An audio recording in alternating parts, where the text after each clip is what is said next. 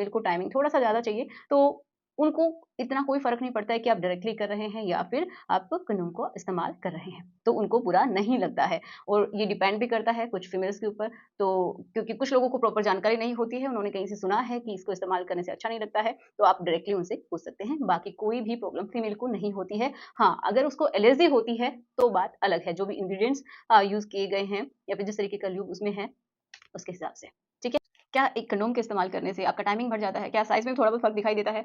क्या उसके regular use करने से आपको कोई दिक्कतें हो सकती हैं? या फिर जो फीमेल है उसको कैसा फ़ील होता है? तो इसके बारे में हम बात करने वाले हैं आज के वीडियो में, ठीक है? तो बहुत सारे डाउट आपके क्लियर हो जाएँगे कि ये करना चाहिए रेगुलर बेसिस पे यूज़ या फिर नहीं करना चाहिए। तो चलिए शुरुआत करते हैं आज के इस वीडियो की। सो मेरा नाम है एकता और आप देख रहे हैं बहुत ही प्यारा सा चैनल एसडब्ल्यूएम एकता। तो चलिए शुरुआत करते हैं। देखिए, पहली बात तो यही कि अगर आप कंडोम का इस्तेमाल करते हैं, तो आप बहुत सारी बीमारियों से भी बचते हैं, बहुत सारे इन्फेक्शन से बचते हैं। अगर आपका रिलेशन एक से ज़्यादा लड़कियों के साथ है, तो बिल्कुल आपको इस्तेमाल करना ही चाहिए। ये आपको अनवांटेड प्रेगनेंसी से भी बचाता है, ठीक है? अब बात आती है कि क्या रेगुलर तरीके से इस्तेमाल करना चाहिए कि नहीं करना चाहिए? तो देखिए, आप बिल्कुल इस्तेमाल कर सकते हैं, कोई प्रॉब्लम नहीं होती है कि अगर आपको ऐसा है कि आपको कोई भी एलर्जी नहीं होती है, क्योंकि कुछ लोग ना लेटेक्स वाला इस्तेमाल करते हैं जिससे कि किसी-किसी की स्किन के ऊपर वो एलर्जी करती है। तो अगर इस तरीके की प्रॉब्लम है, तो आप दूसरे तरीके का कंडोम का इस्तेमाल कर सकते हैं। अगर आपको आपका जो पार्टनर है उसको कोई प्रॉब्लम नहीं है, तो बिल्कुल सेफ है, आप बिल्कुल इस्तेमाल कीजिए, ठीक है?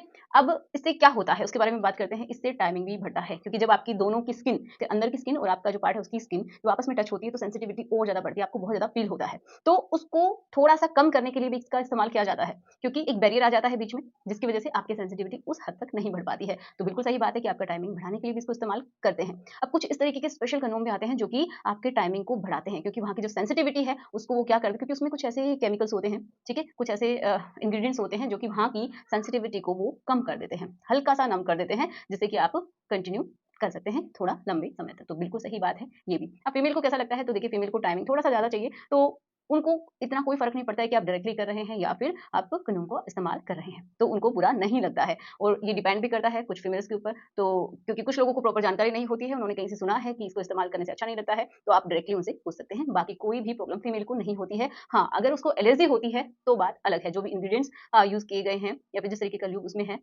उसके हिसाब से, ठीक है?